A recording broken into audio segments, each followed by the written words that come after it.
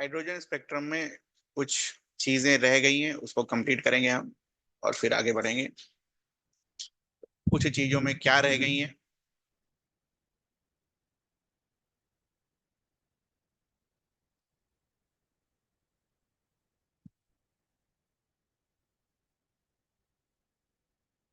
चलिए, आपके बुक में दे रखा था वो रेडबर्ग वाला, मैंने आज देखा वो रेडबर्ग का जो 10967 आता है ना, ये डेरिवेशन दे रखा है, तो हम करेंगे वो अच्छे से करेंगे।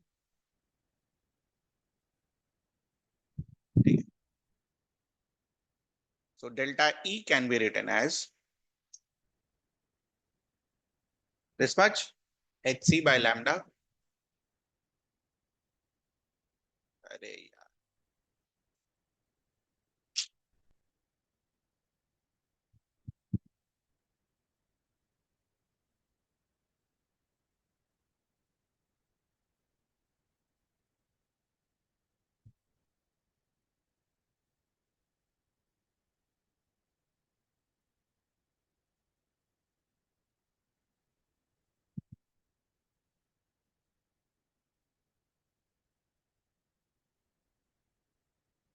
फॉर कैलकुलेशन ऑफ 1/λ, जिसको हम क्या बुलाते हैं बेटा? वेव नंबर जो रिडबर्ग निकाल कर गया था। What must be done? It's only maths.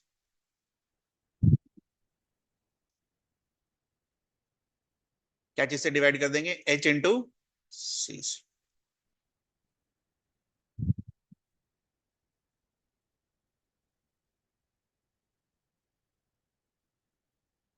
तो अगर आप देखो, ये हमारा एसआई यूनिट में है, जूल एनर्जी हमारा एसआई यूनिट में है।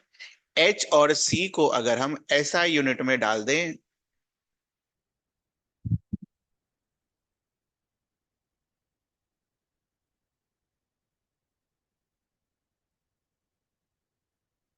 तो 1/λ, लैम्डा का यूनिट क्या होता है? मीटर। तो 1/λ का यूनिट क्या आएगा? Metre inverse. ठीक है। अब देखो, ये सब चाहो तो डाल के देख सकते हो, जब पता ही है तो फिर क्यों डालना है ना? This will be how much? 109,677 into Z square into 1/n1 square minus 1/n2 square, और इधर क्या यूनिट चेंज हो जाएगा? Centimetre inverse. करके देख लेना।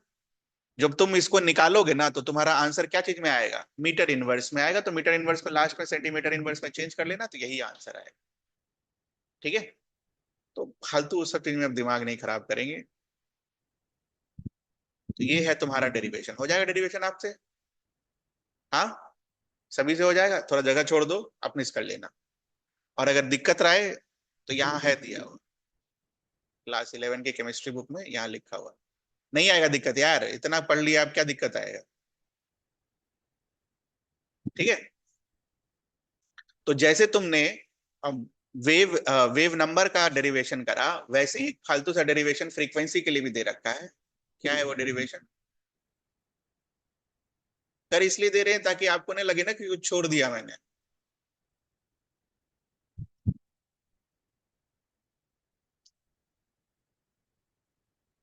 जबकि इस सब चीज का जरूरत नहीं है मेरे हिसाब से, आपने अब बहुत ज्यादा पढ़ लिया है इसमें।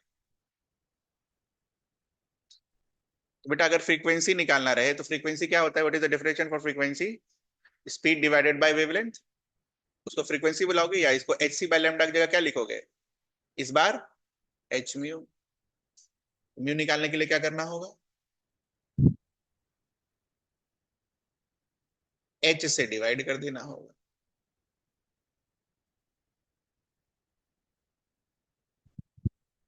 क्योंकि आप सब कुछ ऐसा यूनिट में रखे हो, तो यूनिट क्या आएगा इसका? हर्ट्ज। ठीक है। तो एच का वैल्यू जब आप यहाँ पर 6.626 इंटू 10⁻⁻34 रखोगे, तो यहाँ पर कुछ आएगा जेड स्क्वायर। ये सब फालतू चीजें हैं, ये सब मैं रिकमेंड नहीं करता याद करने के लिए, बट फिर भी किताब में है, तो ये लगना नहीं चाहिए कि हमने छोड़ दिया कुछ। ठीक है, तो यहाँ जो कुछ आएगा यहाँ छाप लेना, ये रहा, क्या कुछ आएगा, 3.29 × 10⁻15।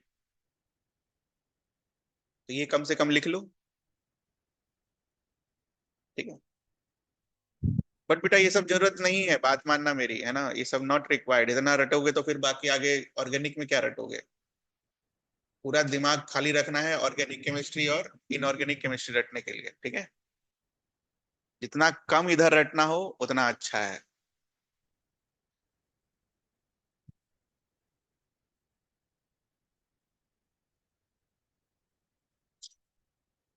ठीक है, तो बेसिकली हम यही याद रखेंगे, है ना, ये वाला। और यहाँ वैल्यूज पुट करते चले जाएंगे। अगर लैम्डा निकालना होगा तो X C by lambda, frequency निकालना होगा तो एच म्यू, वहां से निकाल लेना, आंसर आ जाएगा। ठीक है, अब इस दो पर कुछ क्वेश्चंस दे रखे हैं आपके बुक में। क्या है वो कुछ क्वेश्चंस, ये रहे। प्रॉब्लम 2.10, हमारा बेसिक फोकस इसी पे होना चाहिए, जो आपसे बन जाए। प्रॉब्लम 2.11, 2.10 बनाइए। सेम ही सवाल है, इससे हार्ड हार्ड कर लिया आपने लास्ट क्लास में, कुछ घबराने की जरूरत नहीं है।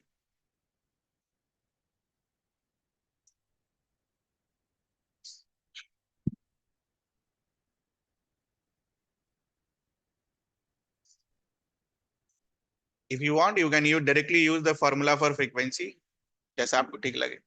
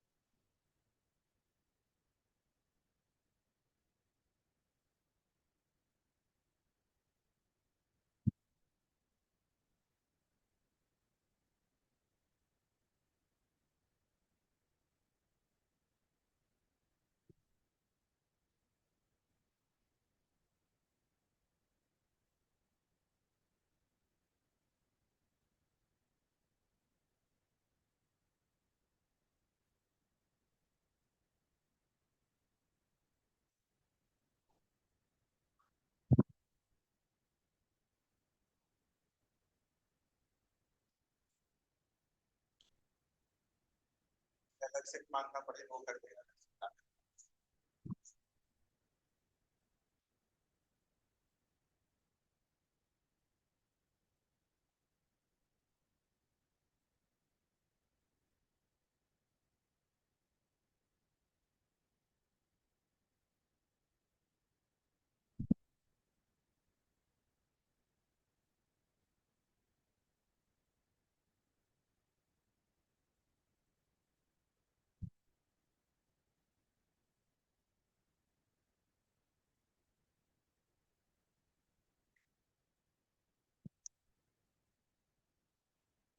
या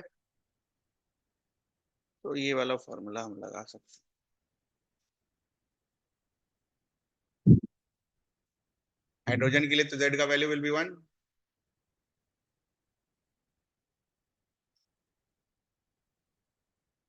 ये अपने से सेट कर लेना, फ्रीक्वेंसी नेगेटिव नहीं होगा ना, तो 5 को पहले रखेंगे, 2 को पहले रखेंगे, उससे क्या फर्क पड़ता है, करके देख लेना।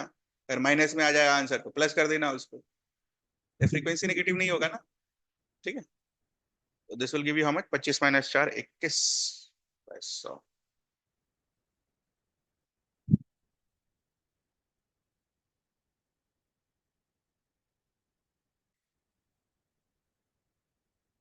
जो आ मल्टीप्लाई करके देख लो।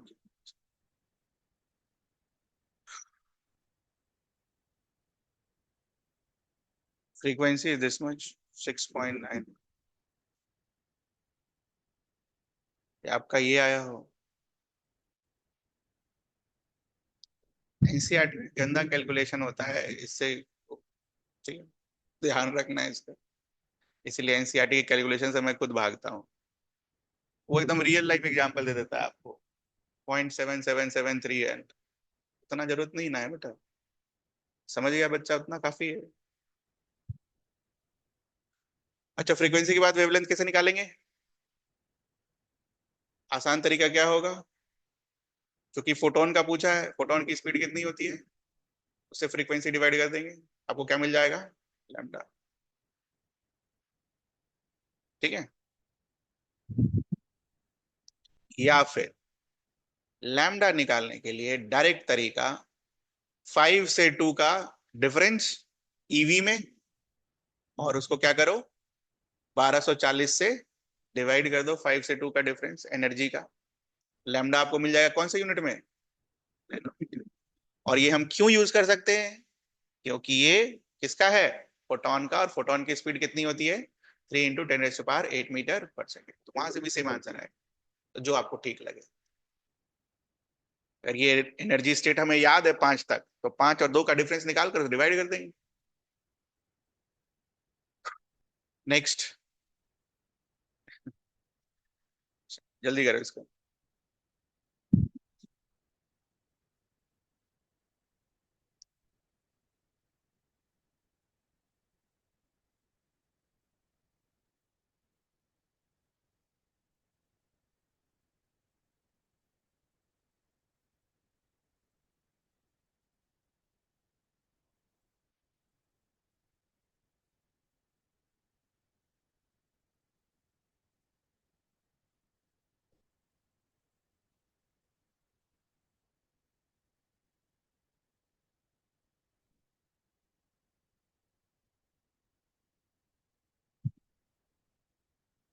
ये सब हम इसलिए कर रहे हैं ताकि आपका नोट्स जो है ना वो पूरा कंप्लीट बने। बाकी ऑलरेडी आपने ये सब कर लिया है, आपको ये भी ना लगे कि एनसीईआरटी का क्वेश्चन वगैरह हमने नहीं किया।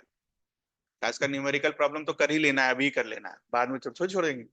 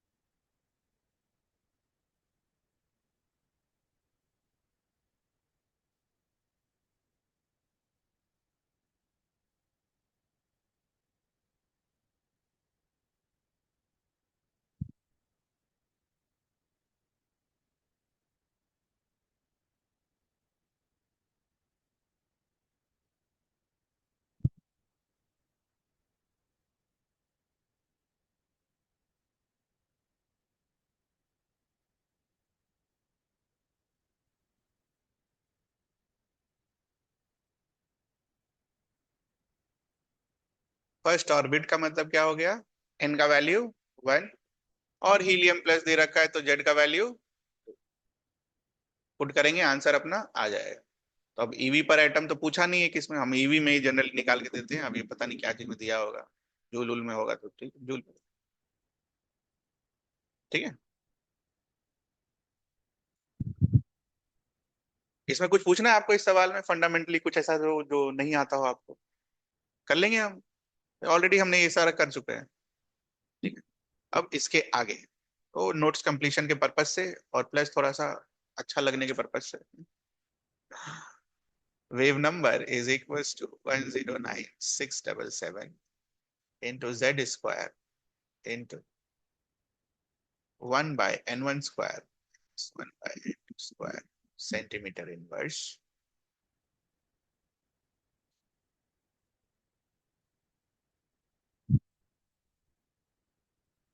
Spectral series of hydrogen atom. तो हाइड्रोजन एटम है तो जेड क्या होगा, 1। और मान लो इस सीरीज में अगर आप पहला सीरीज उठा लो, लाइमन, तो लाइमन के लिए ये क्या होता है, N1 is equals to, formula क्या बन जाएगा,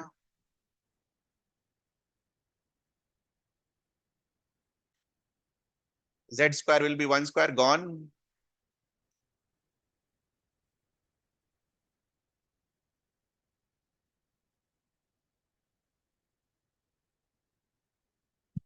ठीक है।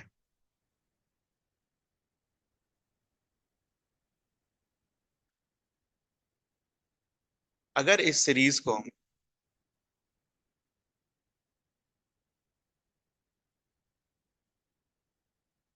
अज्यूमिंग 4 के ट्रांजिशन से बनाते हैं, तो 4 एनर्जी स्टेट्स होंगे।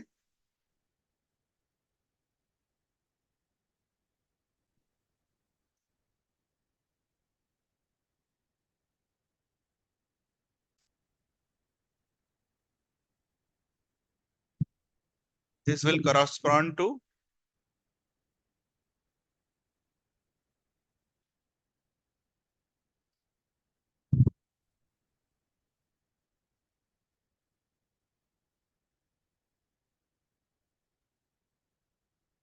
और जो मिनिमम एनर्जी डिफरेंस वाला लाइन होता है उसको हम क्या बुलाते हैं, अल्फा लाइन।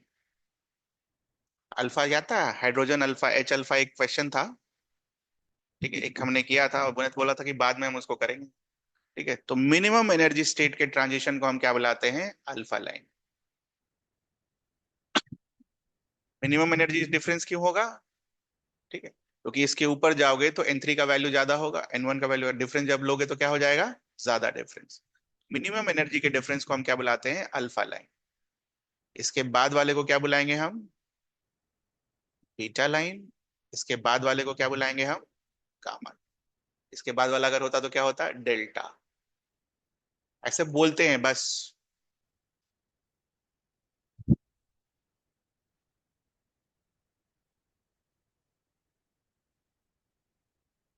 इस ट्रांजिशन को बुलाएंगे अल्फा लाइन, 3 से 1 के ट्रांजिशन को बुलाएंगे बीटा, 4 से 1 के ट्रांजिशन को बुलाएंगे गामा, और 5 से 1 के ट्रांजिशन को बुलाएंगे डेल्टा।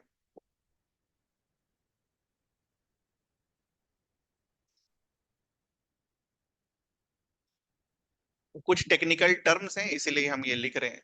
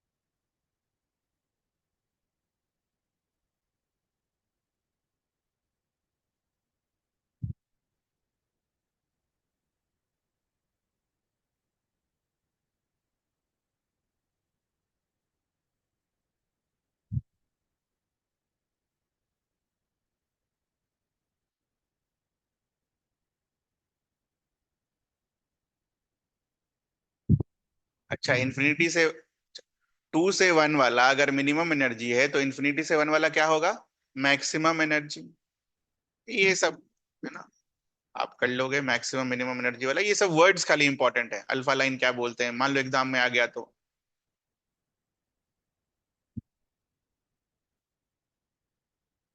आता ही है।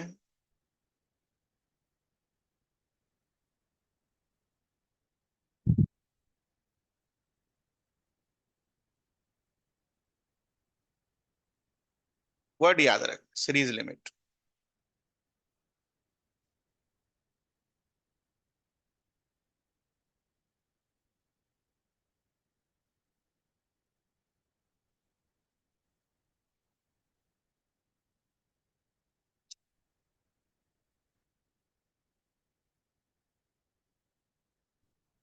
हो गया?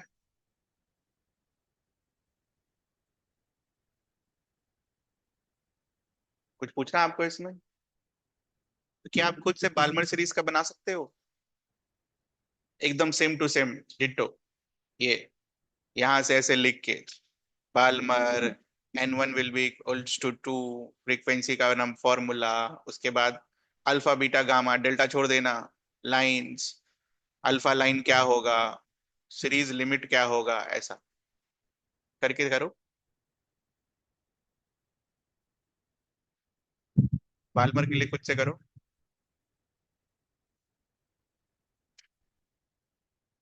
कर लिया तो इसका मतलब सीख गए, कुछ भी पूछेगा आप कर दोगे।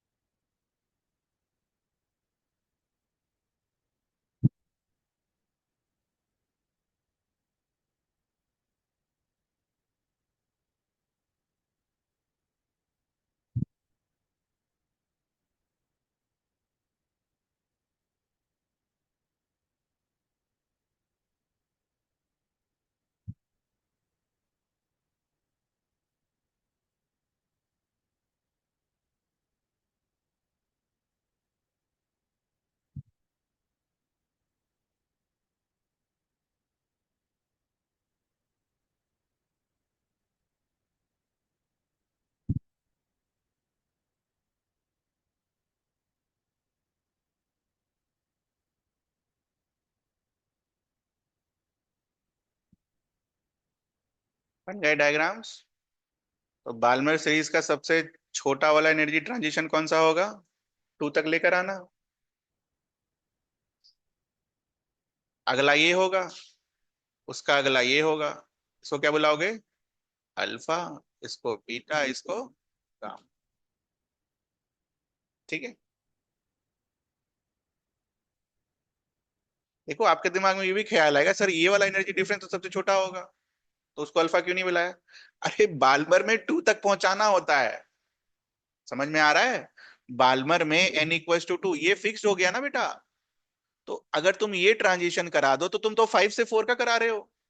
बट मुझे कहां तक लेकर आना है बाल्मर सीरीज के लिए? 2 तक लेकर आना है, तो ये फिक्स्ड है, दिस इज फिक्स्ड। इसको नहीं चेंज कर सकते। तो ये गलत हो जाएगा। ये है ही नहीं, उस बाल्मर सीरीज में आएगा ही नहीं। समझ में आ रहा है ये चीज? कभी कभी आ जाता है ज्यादा पढ़ लिखने के बाद। एनर्जी का डिफरेंस तो सबसे कम वहां है। ठीक है। तो ध्यान रखना है, बाल्मर सीरीज भी तो है ना साथ में। आपने फाइनल एनर्जी स्टेट फिक्स कर रखा है, कहां तक लेकर आना है? 2 तक। तो अल्फा लाइन क्या होगा? 3 से 2 वाला।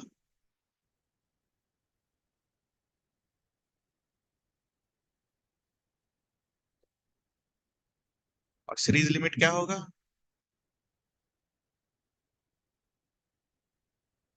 ये सब वर्ड्स आते हैं एग्जाम में, इसीलिए आपसे करवा रहे हैं। Calculate beta line for Balmer series. ठीक है। एच अल्फा तो आपने देखा ही था एग्जाम, मतलब एक सवाल जो मैंने कराया था। तो ये सब हम सबको पता है, ये विजिबल रीजन में होता है, वो भी लिख लो।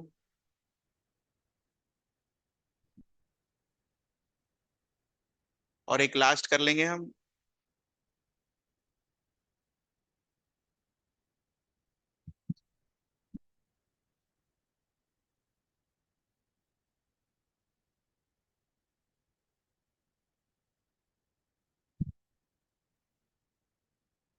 इसके लिए भी अल्फा बीटा गामा लाइन बना लीजिए। अल्फा लाइन लिख लीजिए, सीरीज लिमिट लिख लीजिए।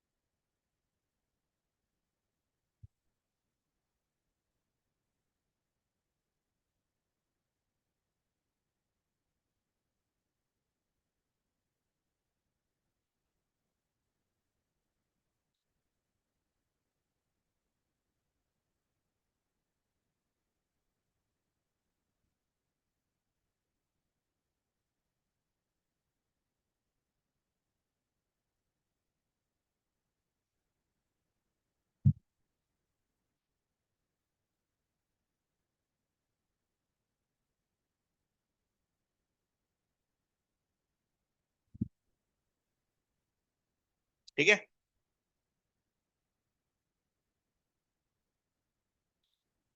बाकी करने की जरूरत नहीं, यही दो तीन है। तो बोर का थ्योरी हो गया खत्म। आपको कुछ पूछना है? Photo electric effect, hydrogen spectrum, bore की थ्योरी, बोर के ऊपर क्वेश्चंस, कुछ पूछना आपको? ड्रॉबैक्स।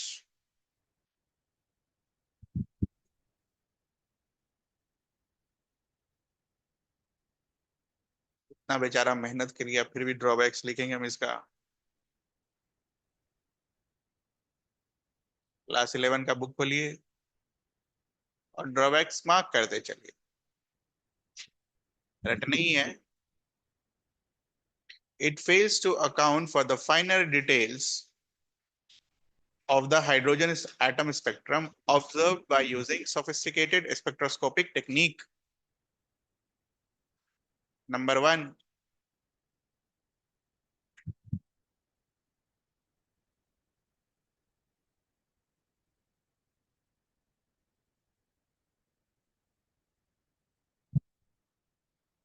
ठीक है। इसका मतलब क्या हुआ कि हमने तो हाइड्रोजन स्पेक्ट्रम का, जैसे मान लो n=3 से n=2 पर देखा कि एक लाइन आता है। ठीक है।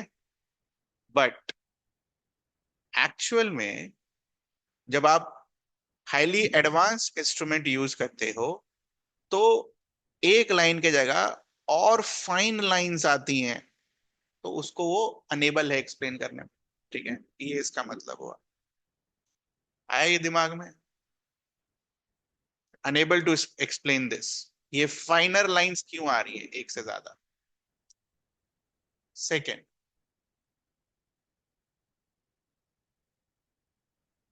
unable to explain the spectrum of atoms other than hydrogen.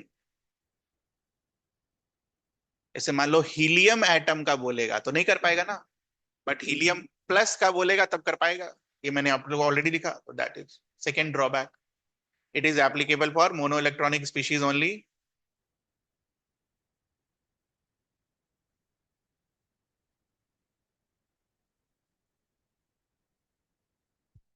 Next very important, ये याद रखना है। नाउ ये स्पेक्ट्रल लाइंस जब एमिट होती है, इसको अगर आप मैग्नेटिक फील्ड के प्रेजेंस में पढ़ो तो वो जो स्पेक्ट्रल लाइंस है वो टूट जाती हैं। Splitting of spectral lines in the presence of magnetic field. ठीक है, से ये लाइंस अगर है आपकी, मैग्नेटिक फील्ड जब आप इसमें लगाओगे तो ये स्पेक्ट्रल लाइंस टूटती हैं। ठीक है, इस तरीके से टूटती हैं। दिस वाज मतलब not explain by Bohr's model. और जब ये लाइंस टूटती हैं तो उस इफेक्ट को क्या बुलाते हो? Zeeman effect.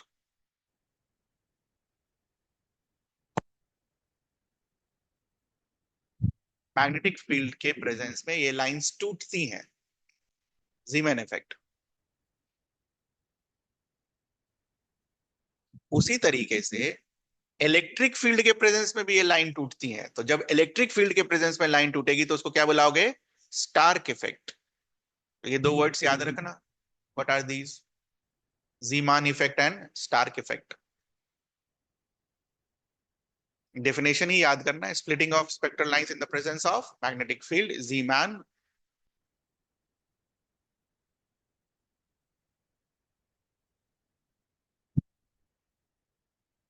Fourth,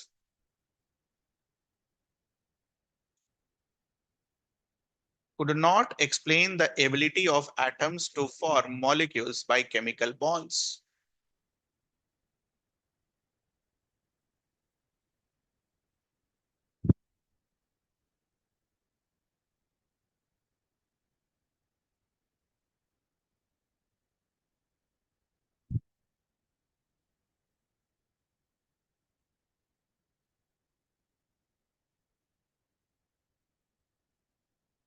Fifth, it was unable to explain dual behavior of matter. And sixth, it was unable to explain Heisenberg uncertainty principle.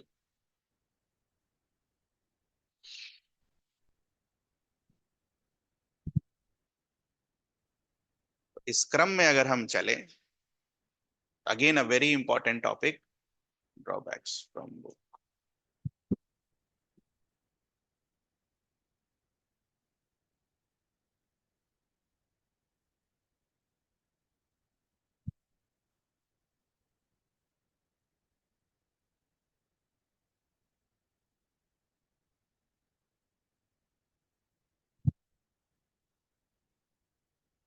पहला टॉपिक का नाम होगा डी ब्रॉगलीज हाइपोथेसिस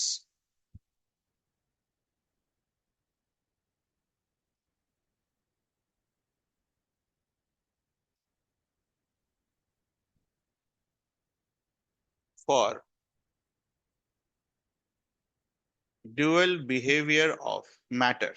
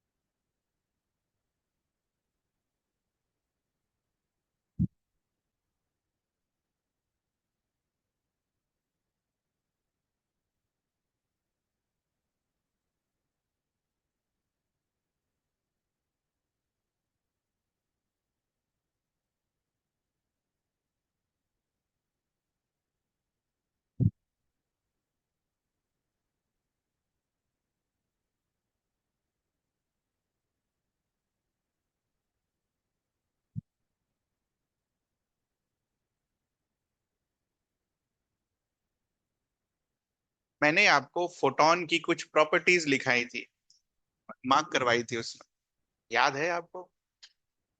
फोटोन की कुछ प्रॉपर्टीज आपको मार्क करवाई गई थी। कोई बात नहीं, नहीं याद है तो।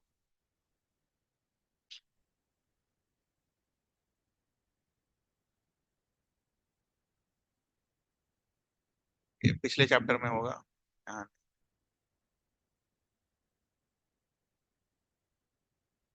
पहला वाला जो हैंड आउट मिला होगा उसमें होगा। ठीक है, तो घर जाकर उसको एक बार देख लेना, कहाँ गया।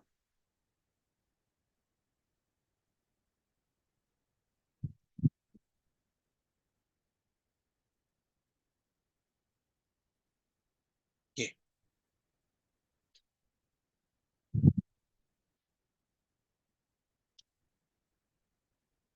ठीक है, तो यहां से दो उठाओ बस। वो दो कौन से हैं? ये वाला लिखो, मोमेंटम क्या होता है फोटोन का, और एनर्जी क्या होता है फोटोन का, यही जरूरत है बस। Momentum of photon and energy of photon.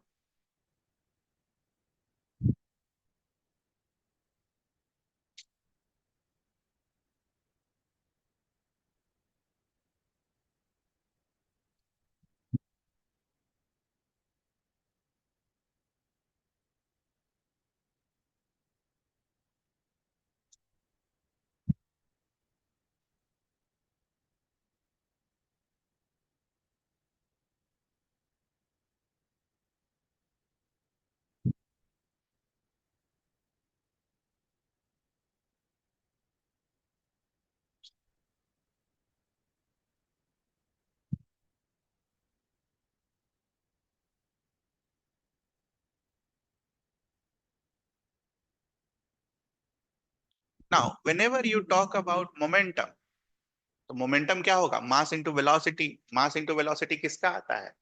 Particle का आता है। किसी वेव का तो मास और नहीं आएगा ना।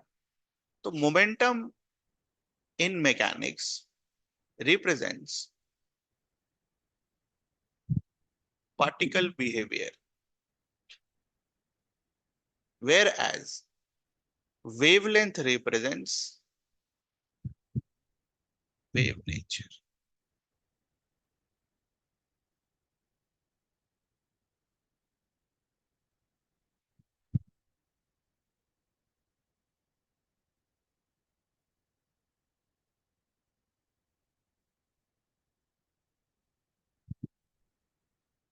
मोमेंटम इन जनरल क्या होता है बेटा?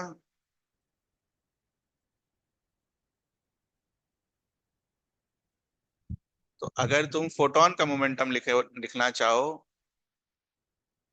तो फोटोन का mass into velocity of light.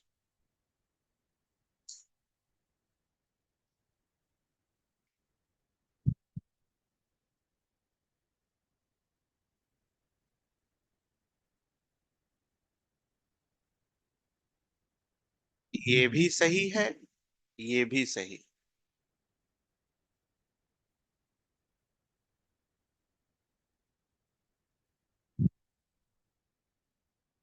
तो डी ब्रॉगली अपने हाइपोथेसिस में क्या बोलते हैं?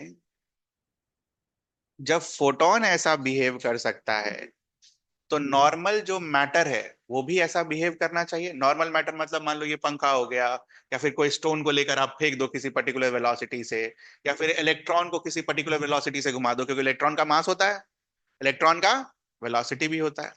तो वो क्या बोलते हैं, इस फोटोन पिक्चर ऑफ लाइट को वो देखते हैं और ये बोलते हैं, it is true for any matter,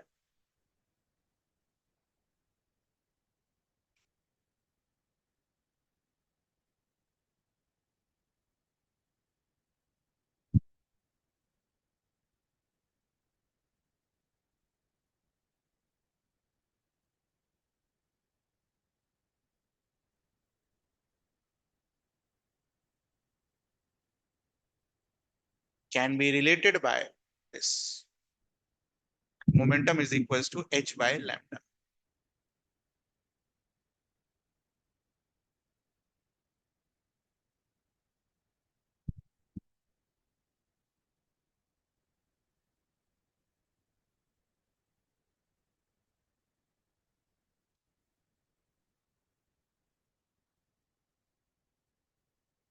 ठीक है, उनका एग्जैक्ट स्टेटमेंट क्या है वो भी लिख लो।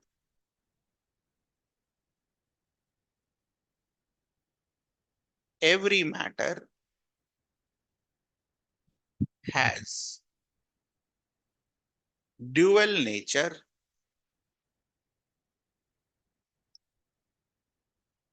Both particle and wave.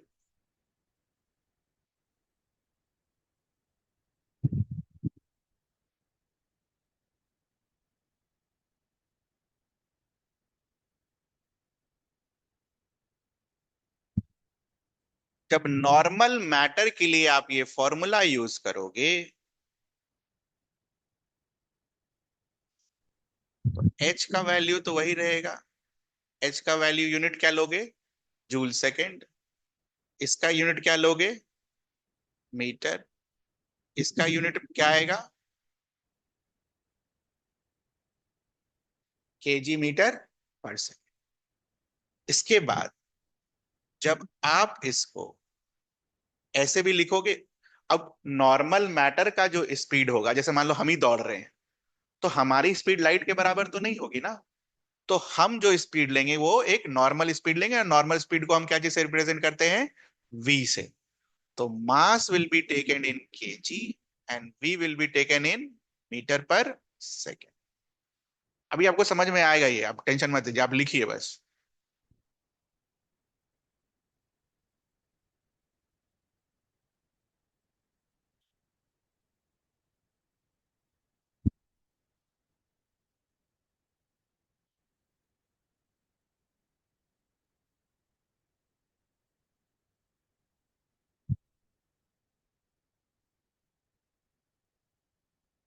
Question लिखिए, नॉर्मल मैकेनिक्स का क्वेश्चन। Calculate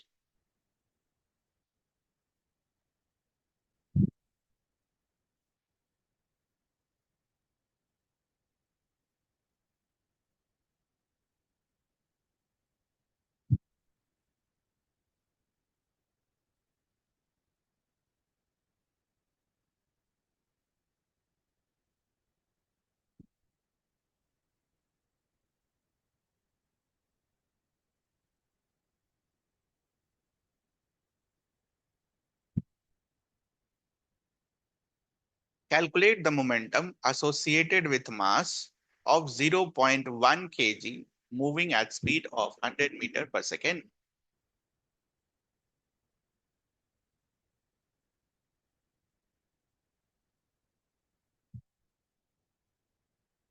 Done.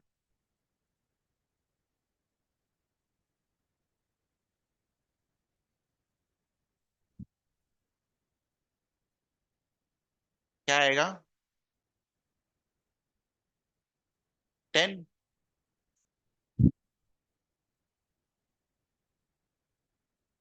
इसी क्वेश्चन में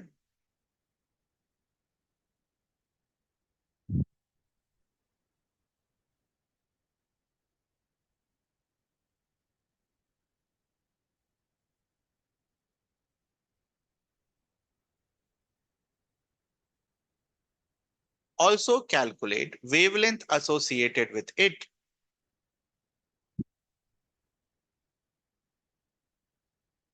Use this to calculate the wavelength of this mass. अभी ये पता सा लगेगा मास के पास वेवलेंथ कैसे आ जाएगा, हमारे पास वेवलेंथ कैसे आ जाएगा, अभी दिखेगा।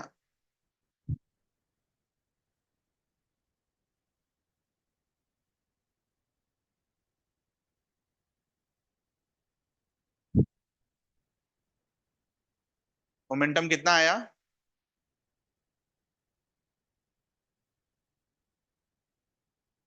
तो लैम्डा इज इक्वल्स टू 10⁻³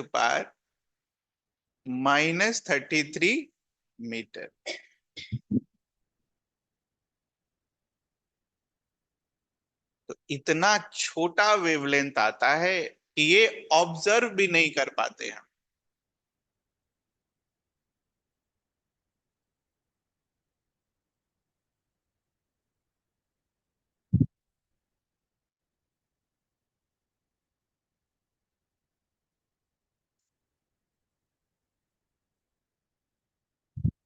ठीक है, very small wavelength. Very small wavelength होने के कारण इसकी ऑब्जर्वेबिलिटी बेसिकली क्या है, बहुत बहुत कम, ना मतलब ना के बराबर। तो इसीलिए जनरली हम क्या देखते हैं कि मैटर को हमेशा क्या चीज से रिलेट किया जाता है, पार्टिकल नेचर, ना कि wave nature. Therefore normal matter is associated with particle behavior and not wave behavior।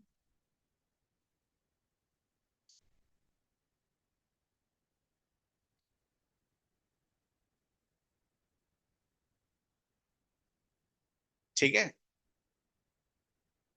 तो अभी हमें बेसिकली बोर्स मॉडल में इलेक्ट्रॉन को रिवॉल्व कराना है ना, सर्कुलर ऑर्बिट में। उसके लिए हमने वेलोसिटी भी निकाली थी, वी आर का फॉर्मूला, वी एन का फॉर्मूला याद करो। इलेक्ट्रॉन का मास भी पहले निकाल चुके हैं। तो इसका मतलब क्या हुआ कि इलेक्ट्रॉन का तो एक चीज तो तुम पढ़ लिए, ट्रांजिशन करेगा तो फोटोन रिलीज करेगा, फोटोन रिलीज करेगा तो वेवलेंथ होगा। तो क्या इलेक्ट्रॉन अगर अपने ऑर्बिट में घूम रहा है तो क्या उससे भी एसोसिएटेड कोई वेवलेंथ होगा या नहीं होगा, वो देखना है। तो वो थोड़ी देर में देखेंगे, उसके पहले एक क्वेश्चन करेंगे कि क्या इलेक्ट्रॉन से एसोसिएटेड जो वेवलेंथ है वो ज्यादा होगा, कम होगा, कैसा होगा, कैसा आएगा। क्वेश्चन लिखिए। नॉर्मल मैटर का तो तुमने देख लिया है ना, नॉर्मल मैटर का 0.1 kg का वेवलेंथ निकाल कर देख लिया, कितना आ गया, 10⁻⁻³ तो अगर इलेक्ट्रॉन का भी इतना ही छोटा आ जाए तो नहीं पढ़ेंगे, है ना, मतलब बहुत इनसिग्निफिकेंट हो जाएगा वेवलेंथ अगर बहुत छोटा आ गया तो। लेकिन अगर मान लो इलेक्ट्रॉन का वेवलेंथ सिग्निफिकेंट आ गया, नैनोमीटर, एंगस्ट्रॉम, इसमें, तो उसकी स्टडी करनी फिर नेसेसरी हो जाएगी। तो इलेक्ट्रॉन से एसोसिएटेड वेवलेंथ कैसा कितना आता है वो अभी हम देखेंगे। तो एक पहले क्वेश्चन करो, ये सब एनसीईआरटी में है।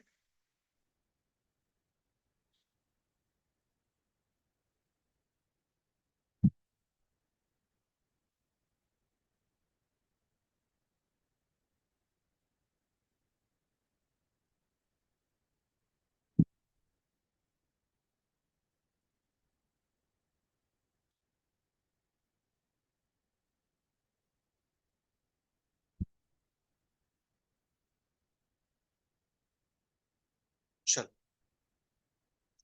मैंने तो डायरेक्ट वेवलेंथ पूछ लिया इसमें। पहले क्या करोगे, मोमेंटम निकालोगे और फिर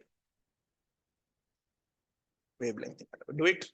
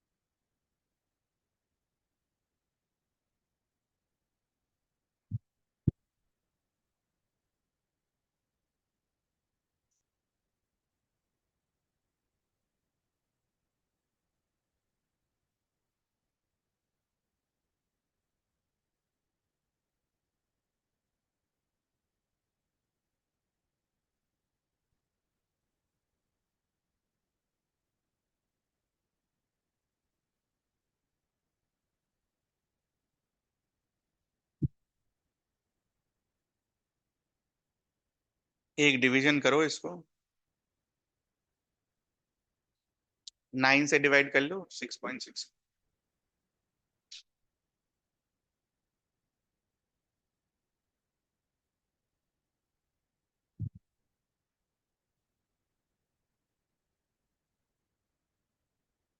7 3 जा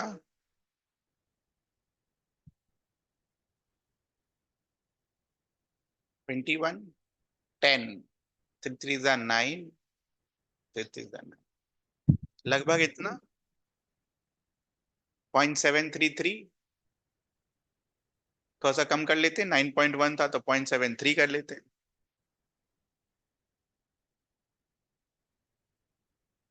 तो ये सारा किस में निकला होगा बेटा? मीटर में। Can you convert this in nanometre? Nanometre, angstrom, जिसमें भी।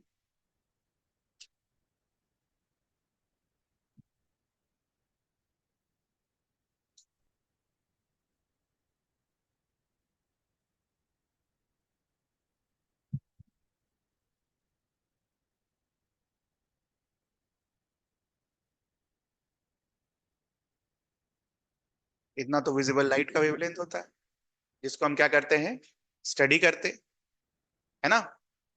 400 से 750 नैनोमीटर।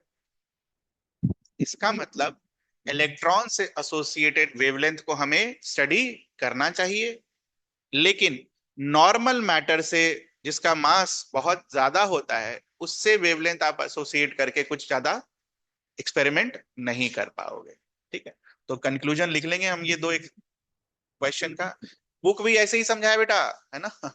ऐसा नहीं है कि मैं कुछ एग्जाम्पल आपको एक्स्ट्रा देकर कर दे रहा हूँ, बुक भी ऐसे ही समझाया है। केमिस्ट्री का एनसीईआरटी खोलना, एकदम सेम एग्जाम्पल लेकर समझाया है, तो मैंने सोचा मैं भी वही कर दूं। तो कंक्लूजन क्या है वो लिख लो।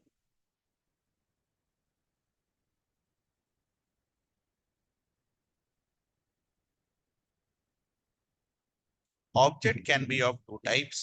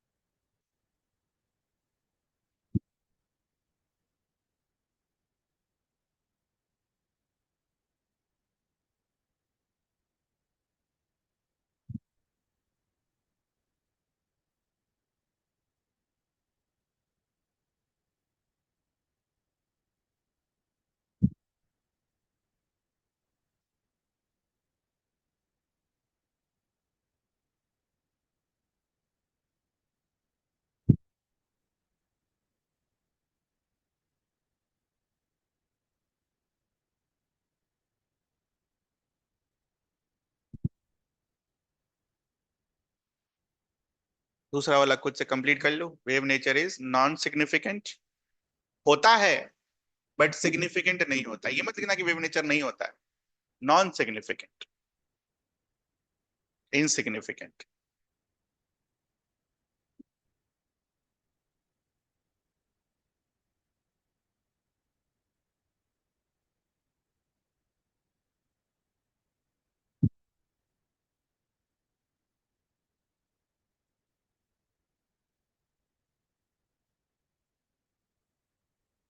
ठीक है बच्चा। तो उतना देर से हम हल्ला कर रहे हैं, फोटोन फोटोन फोटोन। आज तक फोटोन का मास नहीं निकाला हमने। निकाला हमने फोटोन का मास? अब अगले सवाल में हम एक फोटोन का अच्छा, फोटोन क्या एक्सपेक्ट करते हो, फोटोन किस कैटेगरी में रहेगा, ये बताओ।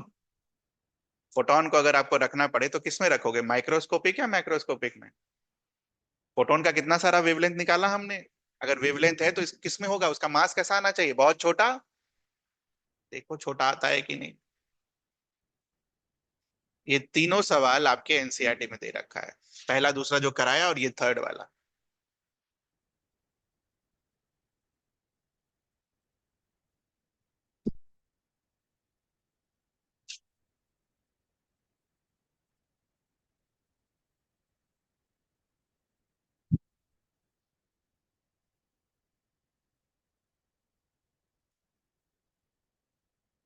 करिए।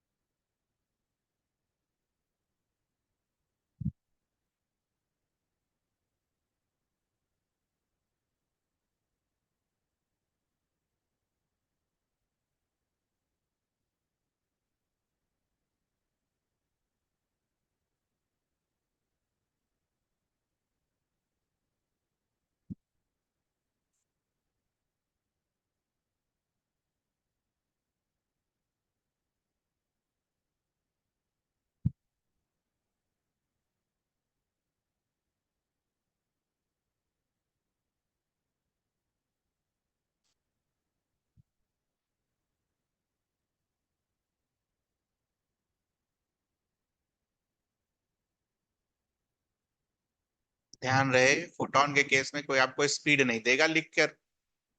हाँ, ये डब्बे में डाल लेना।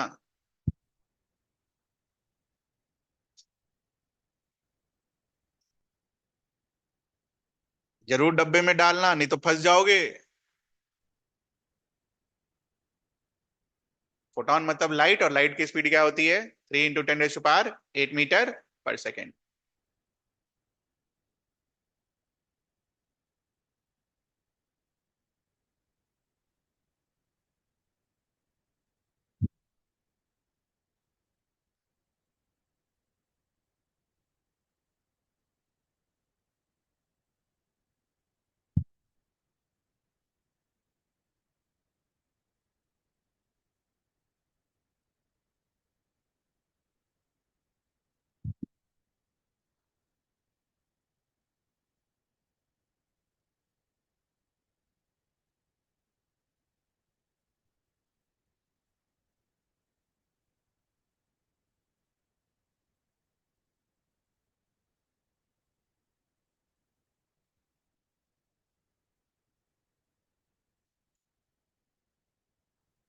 तो दिख ही गया होगा, -32 32 तक पहुंच गए होंगे हम। तो इधर पावर देखो ना, ऐसा पावर कुछ आया ऐसा? अरे ये मैथ्स का सवाल है ये। -10 ऊपर जाएगा तो +10, -24। +8 ऊपर जाएगा तो -8, -32। इधर कितना भी आ जाए, ये बेचारा उसको क्या कर देगा, बहुत ही बहुत कम।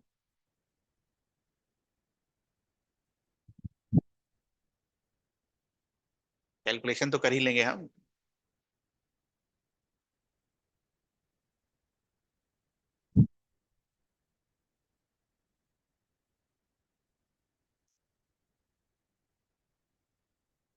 ठीक है।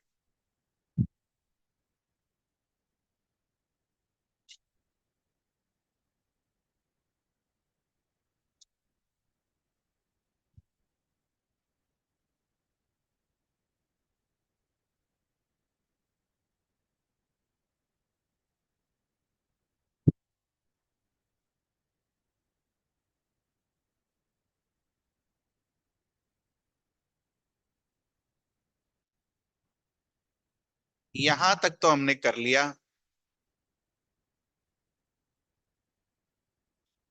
लैम्डा इज इक्वल h/मोमेंटम, मोमेंटम को मास इनटू वेलोसिटी। इसके आगे भी होता है। क्या होता है?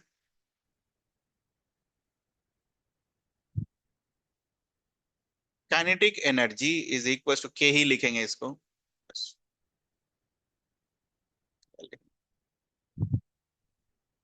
Half mv²। बचपन से हम ये पढ़ते आ रहे हैं कि अगर किसी न्यूमरेटर डिनोमिनेटर को सेम चीज से मल्टीप्लाई कर दो तो इट रिमेन्स सेम।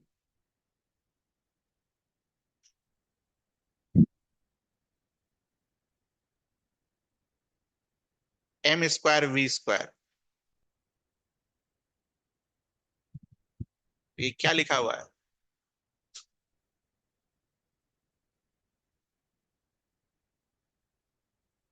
क्या लिखा हुआ है? मोमेंटम का स्क्वायर। तो अगर मुझे मोमेंटम चाहिए तो क्या होगा? 2 into mass into kinetic energy का स्क्वायर रूट। कर सकते हैं हम? करिए। करना तो है ही, अभी अगला चैप्टर जब मैकेनिक्स होगा तो करना है ही एनर्जी वायर। अभी करिए, 11 में तो है, 11 में भी है, आएगा बस थोड़ी देर में।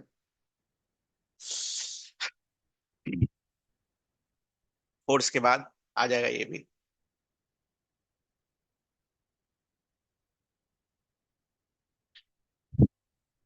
फॉर्मूले में सेट कर दें।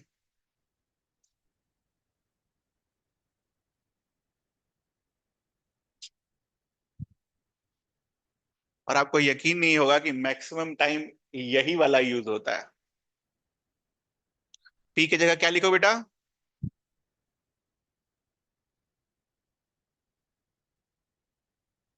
2 m के ई। मोस्ट ऑफ द टाइम यही पूछता है। आपको परेशान करने के लिए करेगा ना तो यही पूछेगा कि बताओ भाई काइनेटिक एनर्जी बढ़ा दिए तो क्या होगा? क्या होगा? वेवलेंथ घट जाएगा। ठीक है।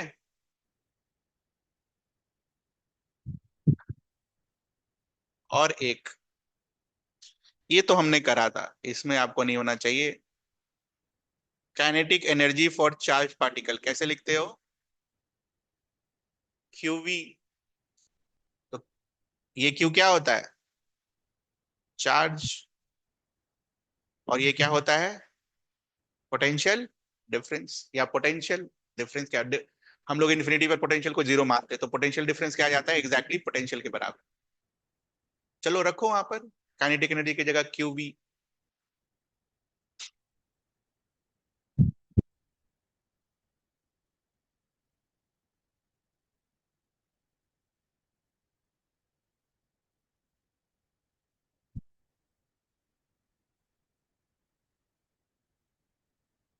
ठीक है।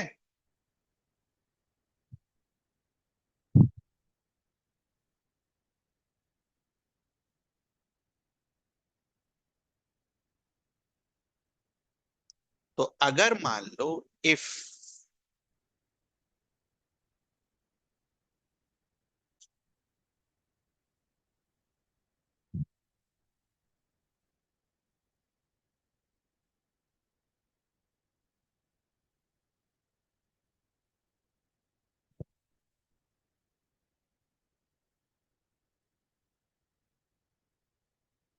बताओ मास की जगह क्या रखेंगे बेटा?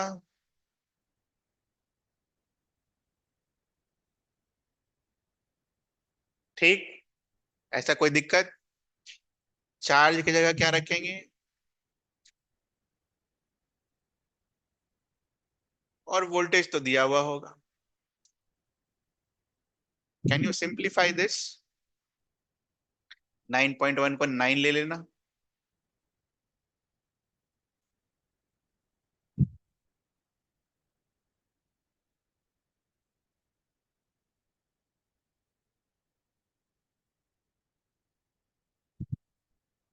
करो करो, फायदा होगा।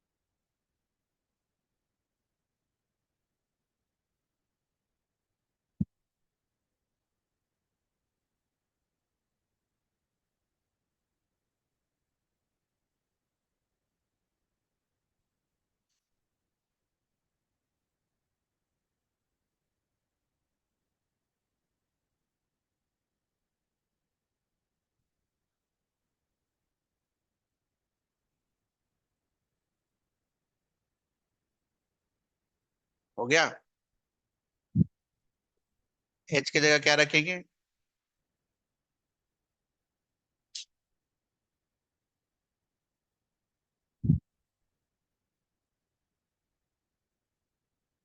10 की पावर -50 स्क्वायर रूट के बाहर आएगा, क्या होगा? 10⁻⁻25। ये समझ आता है हमें? यही है। 25 2 जा 50। 3.2 × 9.1, 9×27। 29 30 के अराउंड होगा। What is square root of 30? Square root of 30 क्या होगा? 25 का कितना होता है? 5। 36 का कितना होता है? 6। तो ये जो 30 है ये कहाँ है? इन दोनों के ऑलमोस्ट बीच में। तो 5.5, थोड़ा सा और कम कर लो, 5.4 के अराउंड। ये सब करना होगा।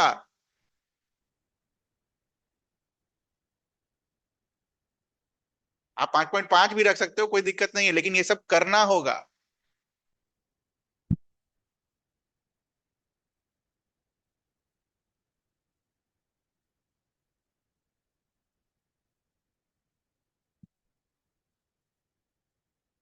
10 की पावर -25 ऊपर जाएगा तो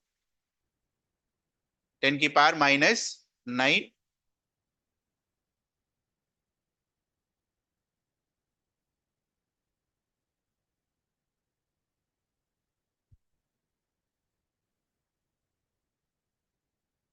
सो घर पर कैलकुलेट कर लेना।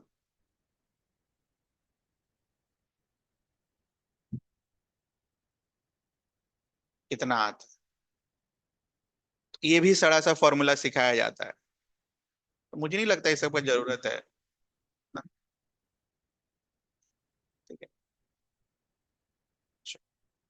सिखाया जाता है इसीलिए मैंने कराया, नहीं तो करवाता भी नहीं। ये पुट करके value not required.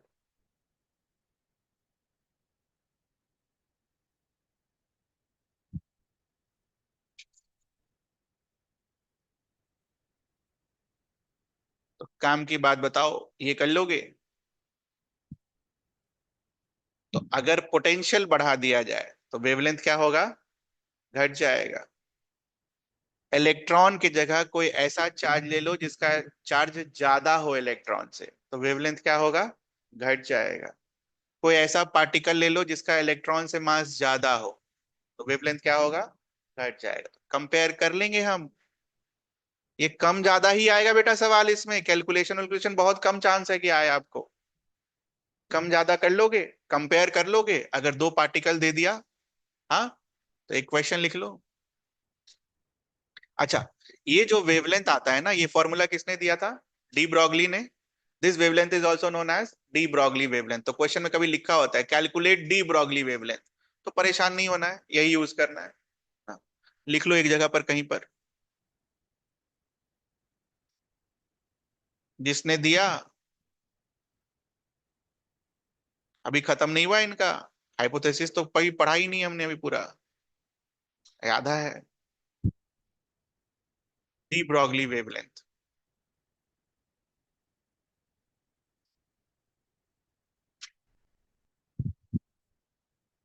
Calculate the D Broglie wavelength.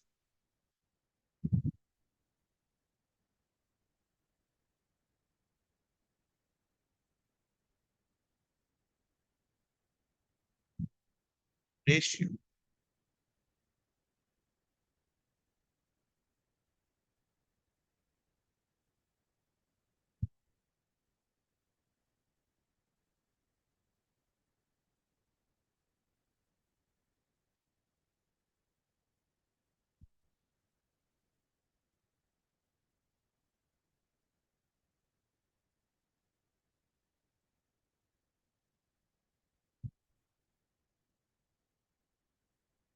Ratio निकाल। assume